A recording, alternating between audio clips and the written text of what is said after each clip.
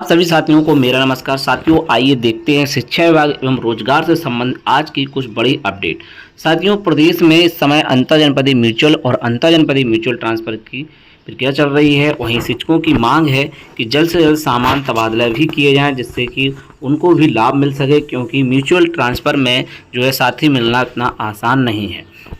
वहीं अगली अपडेट आप देखें, यहाँ पर स्कूलों में स्थायी शिक्षक नियुक्ति की संभावना कम है। हाल ही में एक न्यूज़ वायरल हुई थी कि प्रदेश में जो है 1 लाख से अधिक शिक्षकों की जो है नियुक्ति की खबर निकली थी और 1,90,000 से ऊपर भर्ती के पद बताए गए थे। और इस संबंध में जो है शासन की ओर से ट्वीट भी किया गया और बाद में उसको डिलीट किया गया, जिसकी वजह से काफ़ी हो हल्ला मचा। फिलहाल स्कूलों में स्थायी शिक्षक नियुक्ति की संभावना काफ़ी कम है। वहीं बैठकों तक सिमटा शिक्षा सेवा चयन आयोग। जी हाँ, शिक्षा सेवा चयन आयोग को बने हुए 3 साल हो गए हैं, लेकिन अभी तक कोई भी भर्ती नहीं हुई है। वहीं 69,000 भर्ती अभ्यर्थियों की जो है विभिन्न जनपदों में जांच शुरू हो चुकी है। कई जनपदों में शिक्षकों को बर्खास्त किए जाने की शुरुआत हो चुकी है। वहीं संविदा भर्ती, आउटसोर्स कर्मचारियों संबंधित और यूपी बीएड से संबंधित काफ़ी इंपॉर्टेंट अपडेट आज की इस वीडियो में है।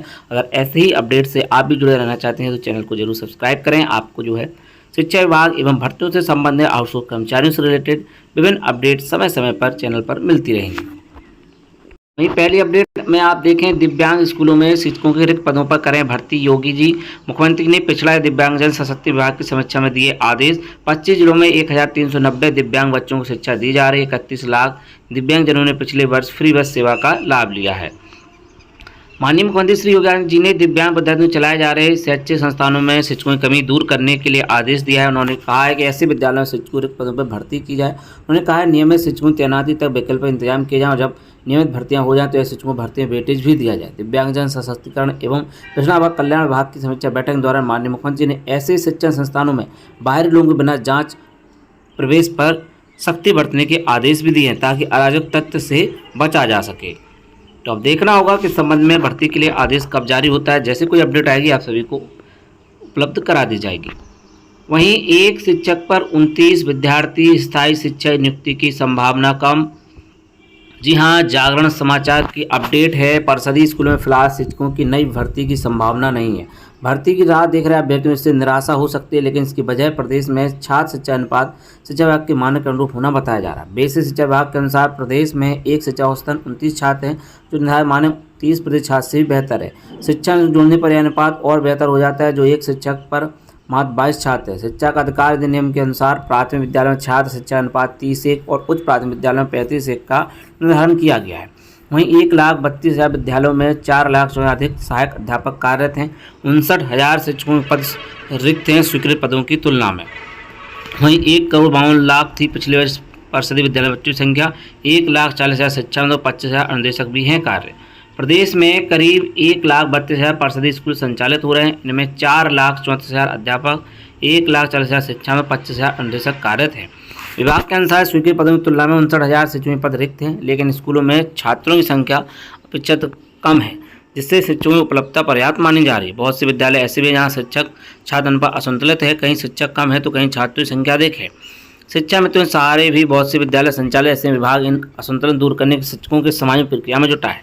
हालांकि विभाग समुदाय के आधार कुछ शिक्षकों की नियुक्ति विचार कर रहा है। विभाग की ओर से स्पष्ट किया गया प्रदेश में छात्र शिक्षक अनुपात मानक के अनुरूप होने की वजह से स्थायी शिक्षकों की जरूरत नहीं है। इस संबंध केंद्र सरकार को रिपोर्ट पहले ही भेजी जा चुकी है। तो अब ये स्थिति है। और वहीं समाचार पत्र जो है 2 लाख के आसपास भर्ती निकाले जाने की बात करते हैं और ट्वीट होता है और वो डिलीट कर दिया जाता है। वहीं प्रदेश में 9,000 से अधिक एजुकेटरों की भर्ती चल रही है। परिषदीय विद्यालय संचालित 87,000 बाल वाटिकाओं में इस साल 9,000 से अधिक early childhood care and education ECC की भर्ती होगी। ये बाल वाटिका 3 से 6 वर्ष के बच्चों को प्रारंभिक शिक्षा के लिए चलाई जा रही है। भर्ती वित्त विभाग के तहत सेवाजन पोर्टल के माध्यम से की जा रही है। पात्र अभ्यर्थी भी शामिल जिन्होंने होम साइंस स्नातक किया है या NTT नर्सरी टीचर ट्रेनिंग या DPSC diploma in pre school education जैसे 2 वर्षीय डिप्लोमा कोर्स किए हैं। 21 से 40 वर्ष तक की निर्धारित की गई। जल्दी इसमें टेंडर प्रक्रिया शुरू होगी। विभिन्न जनपदों में भर्तियां भी चल रही हैं। ये कोलोकेटेड आंगनवाड़ी केंद्रों में ये भर्तियां हो रही हैं। तो फिलहाल उत्तर प्रदेश में नई शिक्षक भर्ती की उम्मीद काफ़ी कम दिखाई दे रही है, जैसा कि आज के अपडेट में आपने देख भी लिया है। वहीं नई भर्ती के नाम पर बैठकों तक सिमटा शिक्षा सेवा चयन आयोग। जी हाँ, 3 वर्ष के कार्यकाल में 1.25 साल बैकलॉग निपटाने बीते, वो भी अधूरा। कहाँ है शिक्षक भर्ती? बेसिक से लेकर aided junior high school, aided माध्यमिक, एडेड महाविद्यालयों से लेकर कुछ और शिक्षण संस्थानों शिक्षक भर्ती में एकरूपता, पारदर्शिता तथा समयबद्धता लाने के उद्देश्य से गठित उत्तर प्रदेश शिक्षा सेवा चयन आयोग अभी अपने उद्देश्य से दूर है। आयोग अध्यक्ष और सदस्यों का कार्यकाल 3 वर्ष के लिए है, जिसमें सभी 12 सदस्यों कार्यकाल का 1.25 साल पूरा होने को है। 12 सदस्यों कार्यकाल के 1.25 साल पूरे होने को है। अब तक नई भर्ती के नाम पर अध्यक्ष मांगने के लिए अध्यक्ष ने व्यक्तिगत प्रयास कर विभाग को प्रमुख प्रतिनिधियों के साथ करीब 6 बैठकें जरूर की, लेकिन अध्यक्ष नहीं मिले हैं। शिक्षा सेवा आयोग के गठन के बाद कार्य स्थिति धीमे है। 21 अगस्त 2023 को इस आयोग का विधेयक प्रकाशित हुआ, जिसमें कुल 12 सदस्यों का चयन 14 मार्च 2023 को हुआ। सभी ने अगले 15 मार्च को लखनऊ में प्रमुख सचिव उच्च शिक्षा के यहाँ पदभार ग्रहण किया। इसके बाद अध्यक्ष की नियुक्ति होने में 5 महीने ज़्यादा लग गए। 5 सितंबर 2024 को अध्यक्ष प्रोफेसर कीर्ति पांडे ने कार्यभार ग्रहण किया। इस बीच स्थायी सचिव के रूप में मनोज कुमार ने 18 जुलाई 2024 को पद संभाला। इस आयोग में उप सचिव के 4 पद सृजित हैं। स्थिति यह है कि उच्चतर शिक्षा सेवा आयोग के उप सचिव शिवाजी माले वर्ष भर इस आयोग में अकेले कार्य करते रहे। साल भर बाद 12 अप्रैल 2025 को एक और उप सचिव डॉक्टर विकास सिंह की तैनाती की गई। 12 अप्रैल 2025 एक और उप सचिव डॉक्टर विकास सिंह की तैनाती की। शेष 2 पदों पर अभी किसी का चयन नहीं हुआ है। इन सब के बीच आयोग के अध्यक्ष नई भर्ती देने के प्रयास में विभाग प्रमुख के साथ संयुक्त रूप से करीब आधा दर्जन बार बैठकर अध्याचन मांग चुके हैं, लेकिन अध्याचन नहीं मिलने से अभी नई भर्ती उम्मीद नहीं है। ऐसे में आयोग पिछले संस्थानों उत्तर प्रदेश शिक्षा सेवा आयोग द्वारा असिस्टेंट प्रोफेसर भर्ती, माध्यमिक शिक्षा सेवा चयन आयोग द्वारा प्रसिद्ध स्नातक टीजीटी एवं पीजीटी के लिए आवेदनों के क्रम में परीक्षा आयोजन को लेकर व्यस्त। इतना ही नहीं, इस आयोग के गठन के पहले क्रियाशील रहे उच्चतर शिक्षा सेवा आयोग से करीब साल भर पूर्व से और माध्यमिक शिक्षा सेवा चयन बोर्ड से 1.5 वर्ष से ज़्यादा समय पूर्व से भर्ती नहीं हुई है। तो भर्तियों का ये हाल है। नई भर्ती के नाम पर जो है सिर्फ बैठकों का दौर चलता रहा और शिक्षा सेवा आयोग द्वारा नई भर्ती कोई भी नहीं निकाली गई है और करोड़ों रुपयों का भुगतान जो है अध्यक्ष और सचिवों को हो चुका है। वहीं यूपी बीएड को लेकर के बड़ी अपडेट है। दोनों ही पालियों में होगी बायोमेट्रिक हाजिरी। बीएड प्रवेश परीक्षा गाइडलाइन जारी, 1 घंटे पहले पहुंचेंगे अभ्यर्थी। झांसी 1 जून को होने वाली बीएड संयुक्त प्रवेश परीक्षा की बुंदेलखंड विश्वविद्यालय ने गाइडलाइन जारी कर दी है। इसके तहत परीक्षा कक्ष में प्रत्येक छात्र छात्रा को बायोमेट्रिक उपस्थिति दर्ज होगी। परीक्षा केंद्र परिसर में छात्र छात्राओं को 1 घंटे पहले पहुँचना होगा। विशेष स्थिति में ही परीक्षा शुरू होने के 30 मिनट बाद तक परीक्षा कक्ष में प्रवेश संभव होगा। प्रदेश कोऑर्डिनेटर प्रोफेसर एसपी सिंह ने बताया कि 3,47,000 छात्र छात्राओं को स्वच्छता से प्रवेश परीक्षा कराने के लिए 69 जिलों में 751 परीक्षा केंद्र बनाए गए हैं। परीक्षा को लेकर गाइडलाइन जारी कर दी गई है। कक्षा में बैठने के बाद छात्र छात्राओं दोनों ही पालियों में बायोमेट्रिक हाजिरी होगी। परीक्षा शुरू होने के बाद किसी को भी परीक्षा केंद्र में प्रवेश नहीं करने दिया जाएगा। केवल विशेष परिस्थितियों में ही केंद्र की सहमति से परीक्षा शुरू होने के 30 मिनट बाद तक परीक्षा शामिल हो सकेंगे। प्रोफेसर सिंह ने बताया कि 29 मई की रात तक सभी जिलों में बीओ के प्रतिनिधि पहुँच जाएंगे। 30 मई को डीएम, जिला समन्वय आदि साथ बैठक करेंगे। तय किया गया सुबह की पाली का पेपर जिला कोषागार से सुबह 5 बजे और दूसरी पाली का सुबह 9 बजे खुलकर परीक्षा केंद्र पहुंचाया जाएगा। परीक्षा के समय छात्र छात्राओं को दी जाने वाली ओएमआर शीट 3 प्रतियों में होगी। पहली प्रति बीयू में जांच के लिए आएगी, 1 प्रति जिला कोषागार रखी जाएगी और तीसरी प्रति अपने साथ लेकर जाएंगे। वहीं गलत उत्तर पर होगी नेगेटिव मार्किंग, 100% आएंगी। प्रत्येक 2 अंक का होगा। यदि उत्तर गलत हो जाए तो 1/3 अंक काट लिया जाएगा। 25 मई को जारी कर दिए जाएंगे प्रवेश पत्र। वहीं यूपी बीएड के प्रवेश पत्र जो है 25 मई को जारी कर दिए जाएंगे ऑनलाइन। वहीं प्रदेश में 69,000 शिक्षक भर्तियों के अभ्यर्थियों के शैक्षिक अवलोकन की जांच शुरू होना स्टार्ट हो चुकी है।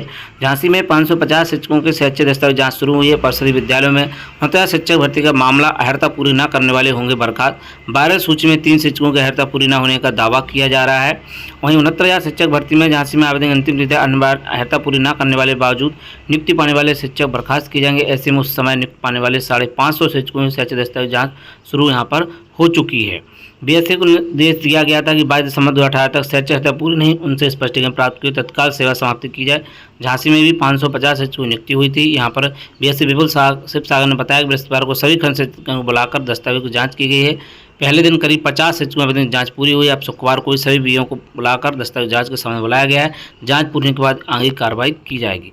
तो प्रदेश भर में 69,000 शिक्षक भर्ती के अभ्यर्थियों की जनपदों में जाँच शुरू हो चुकी है। वहीं आउटसोर्स कर्मियों को 18,000 न्यूनतम मानदेय देने की तैयारी।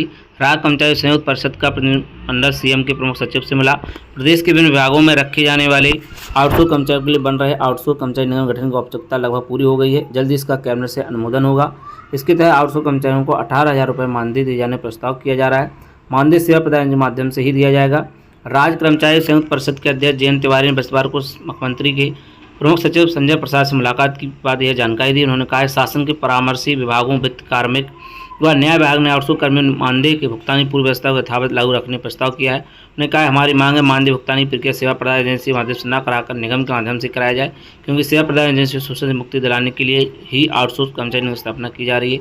परिषद की महामंत्री अरुणा शुक्ला ने बताया संजय प्रसाद ने हमारे द्वारा उठाए मुद्दों पर सकारात्मक निर्णय लेने का आश्वासन दिया है। फिलहाल देखना होगा कि इसमें क्या होता है, क्योंकि अभी भी कहा जा रहा है कि आउटसोर्स सेवा प्रदाता एजेंसी के माध्यम से ही मानदेय दिया जाएगा। तो इसको लेकर के राज्य कर्मचारी संयुक्त परिषद के प्रतिनिधिमंडल सीएम के प्रमुख सचिव से मिला है। वहीं शिक्षकों की योग्यता तय होने तक मदरसों में नई भर्ती नहीं। सुप्रीम कोर्ट से कामिल और फाजिल की डिग्री असंवैधानिक होने पर शासन ने लगाई रोक। कार्य शिक्षकों को करेंगे प्रशिक्षित। नई शिक्षा नीति मुताबिक तय होगा पाठ्यक्रम। मदरसों में शिक्षकों की अब नए सिरे से योग्यता तय होने की जाएगी। योग्यता तय होने तक मदरसा शिक्षकों की नई नियुक्ति नहीं हो सकी। शासन ने शिक्षकों की नई भर्ती पर रोक लगा दी है। उत्तर प्रदेश मदरसा शिक्षा परिषद से मान्यता प्राप्त प्रदेश में तहतानिया कक्षा 1 से 5, फौकानिया कक्षा 5 से और आलिया हाई स्कूल से ऊपर के करीब 16,460 मदरसे। इनमें सरकार से आर्थिक सहायता प्राप्त 560 मदरसे हैं। इन मदरसों में मुंशी मौलवी हाई स्कूल, आलिम इंटर की शिक्षा दी जा रही है। मदरसा बोर्ड की कामिल और फाजिल डिग्री की यूजीसी से मान्यता न होने से सुप्रीम कोर्ट ने इस डिग्रियों को असंवैधानिक घोषित किया है। ऐसे मदरसा शिक्षकों की योग्यता नए सिरे से निर्धारित होना है। शिक्षकों की योग्यता निर्धारण विषयवार कच्चा भार वर्गीकरण के आधार पर होगा, इसलिए शासन ने नई नियुक्ति पर यहाँ पर रोक लगा दी है। वहीं अलीगढ़ में भी परिषदीय विद्यालयों के 9 शिक्षकों की नौकरी पर लटकी तलवार। 69,000 सहायक भर्ती के तहत जिले में 1,108 अभ्यर्थियों की यहाँ पर नियुक्ति हुई थी। तो यहाँ पर शिक्षा विभाग ने उन्हें नोटिस देकर जवाब मांगा है। 9 शिक्षकों की नौकरी पर तलवार लटक रही है। आवेदन करने द्वारा ऑनलाइन ऑफलाइन जमा किए अंकपत्रों के अंकों में अंतर पाया गया है। तो अलीगढ़ से बड़ी अपडेट है। 69,000 शिक्षक अभ्यर्थियों ने की अधिकारियों पर भी कार्रवाई की मांग। 69,000 शिक्षक भर्ती में गलत दस्तावेज लगाकर नियुक्ति पाने वाले अभ्यर्थियों पर कार्रवाई लगातार जारी है। ऐसे अभ्यर्थियों जिले में नौकरी से बर्खास्त किया जा रहा है। इसी क्रम में इस भर्ती में नौकरी के लिए आंदोलन कर रहे अभ्यर्थियों ने गड़बड़ी करने वाले अधिकारियों पर कार्रवाई की मांग की है। आरक्षित वर्ग के अभ्यर्थियों का नेतृत्व कर रहे अमरेंद्र पटेल ने कहा गलत तरीके से नौकरी पाने वाले अभ्यर्थियों की संख्या बढ़ी है। विभाग के अधिकारी अब भी उनका बचाव कर रहे हैं जो गलत है। उन्होंने सरकार से मांग की है गलत तरीके से नौकरी पाने वाले लोगों को बाहर किया जाए, साथ ही उन अधिकारियों पर भी कार्रवाई किया है जिन्होंने भ्रष्टाचार का खेल किया है। तो साथियों आज की प्रमुख अपडेट में बस इतना ही। और भी ऐसी अपडेट के लिए बने रहें आप सच्चाई यूट्यूब चैनल पर। तो मिलते हैं आप किसी नेक्स्ट वीडियो में। जय हिंद।